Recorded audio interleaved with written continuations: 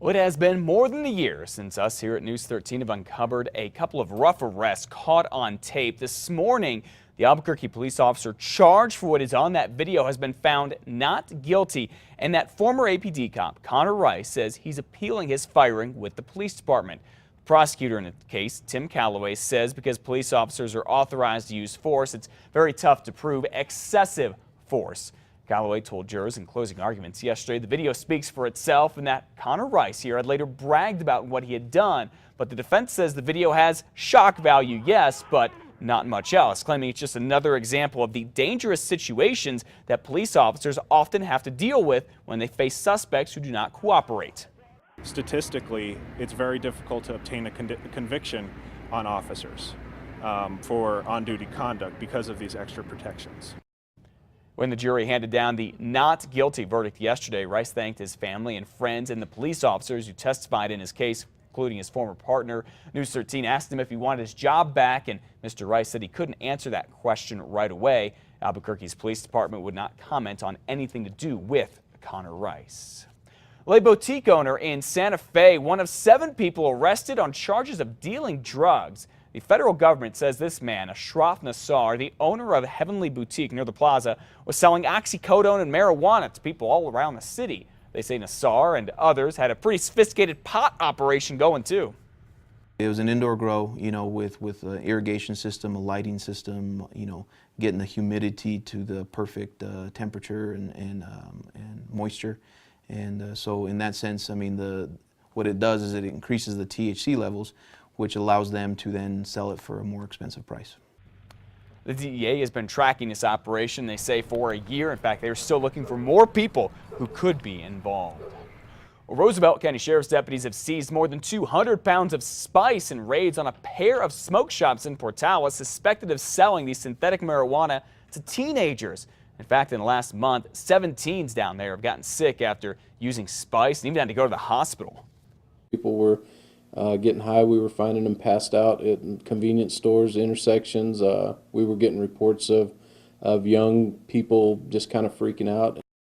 That's what spice will do to you. No charges have been filed in the raids on the shops, but prosecutors say they could be coming soon, possibly as soon as next week. Well, this is not what you want to hear on a Friday morning. A troubling report ranks New Mexico number 10 in the whole country when it comes to women murdered by men. According to the Violence Policy Center, 17 women in the state were killed by men back in 2011. The most common weapon to do this was a handgun.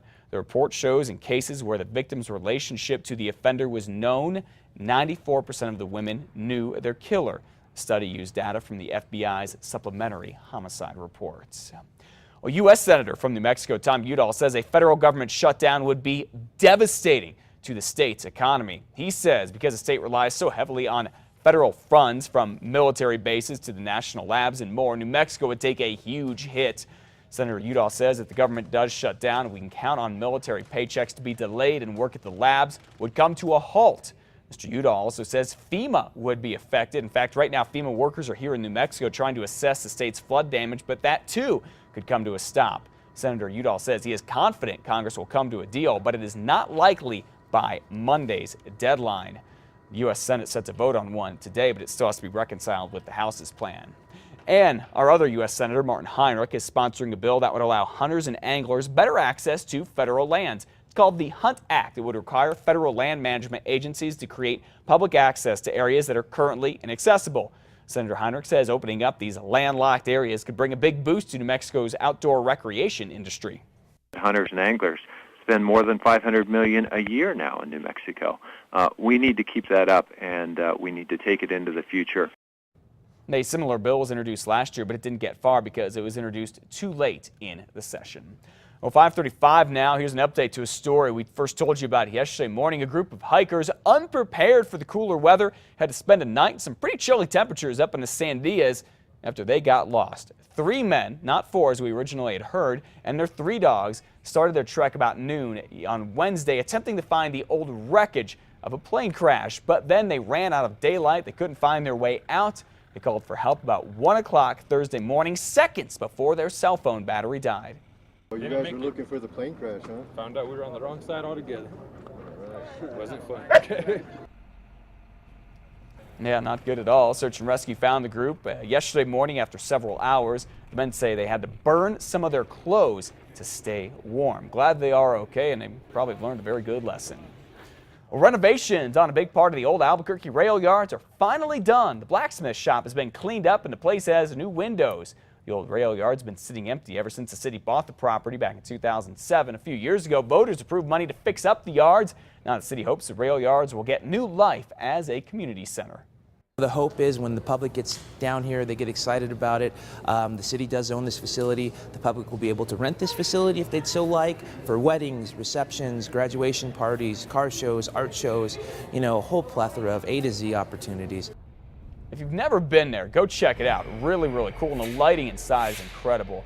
Public open house is going on, in fact, today. You can go check it out from 5:30 to 9 o'clock tonight.